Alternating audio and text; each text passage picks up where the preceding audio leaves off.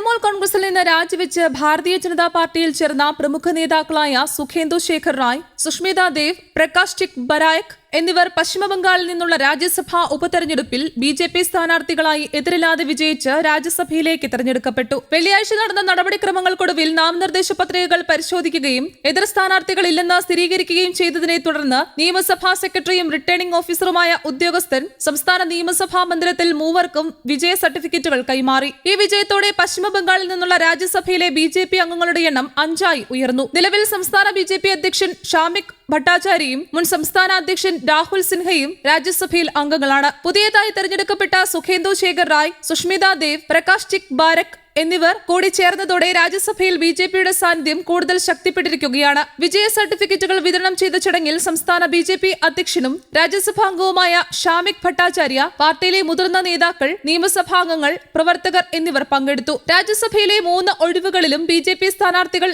എതിരില്ലാതെ തെരഞ്ഞെടുക്കപ്പെട്ടത് സംസ്ഥാന രാഷ്ട്രീയത്തിൽ ശ്രദ്ധേയമായ സംഭവമായി വിലയിരുത്തപ്പെടുന്നു. ബംഗാൾ നിയമസഭാ തെരഞ്ഞെടുപ്പിൽ തൃണമൂൽ കോൺഗ്രസിന് നേരിട്ട തിരിച്ചടികൾക്കും പാർട്ടിക്കുള്ളിലെ അസ്വാരസ്യങ്ങൾക്കും പിന്നാലെയാണ് സുഖേന്ദു ശേഖർ റായ്, സുഷ്മിത ദേവ്, പ്രകാശ് ടിക് ബരായക് എന്നിവർ പാർട്ടി വിടാൻ തീരുമാനിച്ചത്. കഴിഞ്ഞ മാസം അവർ തങ്ങളുടെ രാജ്യസഭാംഗത്വം രാജിവെച്ച് തൃണമൂൽ കോൺഗ്രസുമായുള്ള ബന്ധം അവസാനിപ്പിച്ചു. തുടർന്ന് ഏകദേശം 1 മാസത്തിന് ശേഷം ജൂലൈ 9 കൊൽക്കത്തയിൽ നടന്ന ചടങ്ങിൽ ബി.ജെ.പി. നേതാക്കളുടെ സാന്നിധ്യത്തിൽ അവർ ഔദ്യോഗികമായി ബി.ജെ.പിയിൽ അംഗത്വം സ്വീകരിച്ചു. രാഷ്ട്രീയപരമായി ഏറെ പ്രാധാന്യമുള്ള ഈ നീക്കം പശ്ചിമബംഗാളിലെ രാഷ്ട്രീയ സമവാക്യങ്ങളിൽ വലിയ ചർച്ചയ്ക്ക് വഴിവെച്ചിരുന്നു. തൃണമൂൽ കോൺഗ്രസിലെ പ്രമുഖ മുഖങ്ങളായിരുന്ന 3 നേതാക്കളും ഒരുമിച്ച് ബി.ജെ.പിയിലേക്ക് മാറിയത് മുൻ മുഖ്യമന്ത്രി മമതാ ബാനർജിയുടെ നേതൃത്വത്തിലുള്ള പാർട്ടിക്ക് വലിയ തിരിച്ചടിയായാണ് രാഷ്ട്രീയ നിരീക്ഷകർ വിലയിരുത്തിയത്. പാർട്ടി മാറ്റത്തിന് പിന്നാലെ തന്നെ ബി.ജെ.പി. ഇവരെ രാജ്യസഭാ ഉപതെരഞ്ഞെടുപ്പിൽ സ്ഥാനാർത്ഥികളാക്കി രംഗത്തിറക്കുകയും എതിരാളികളില്ലാതെ വിജയിച്ച് വീണ്ടും രാജ്യസഭയിലെത്തുകയും ചെയ്തതോടെ ബംഗാളിലെ ബി.ജെ.പിയുടെ രാഷ്ട്രീയ ശക്തി വർധനയ്ക്ക് ഇത് നിർണായക നേട്ടമായി മാറിയിരിക്കുകയാണ്. വരാനിരിക്കുന്ന നിർണായകമായ മൺസൂൺ സമ്മേളനത്തിന് മുന്നോടിയായി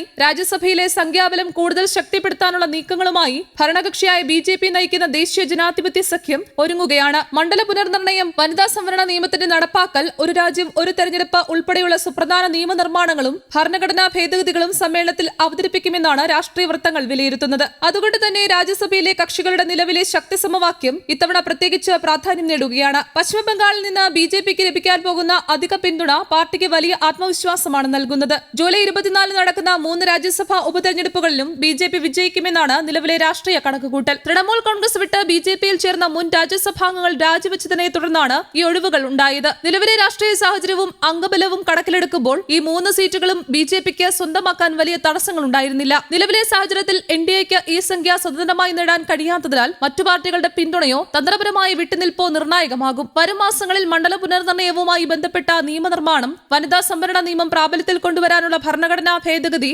സംസ്ഥാന നിയമസഭകളിലെ അംഗബലത്തിൽ വരുന്ന മാറ്റങ്ങൾ രാജ്യസഭയിലെ രാഷ്ട്രീയ സമവാക്യത്തെയും നേരിട്ട് സ്വീകരിക്കുന്നതിനാൽ ഓരോ ഉപതെരഞ്ഞെടുപ്പും ദേശീയ രാഷ്ട്രീയത്തിൽ വലിയ പ്രാധാന്യത്തോടെയാണ് വിലയിരുത്തപ്പെടുന്നത്. അതുകൊണ്ട് തന്നെ വരാനിരിക്കുന്ന മൺസൂൺ സമ്മേളനം രാജ്യസഭയിലെ സംഖ്യാബലത്തിന്റെയും നിർണായക നിയമനിർമ്മാണങ്ങളുടെയും രാഷ്ട്രീയ പരീക്ഷണവേദിയായി മാറും. News desk, Kerala Kaumudi.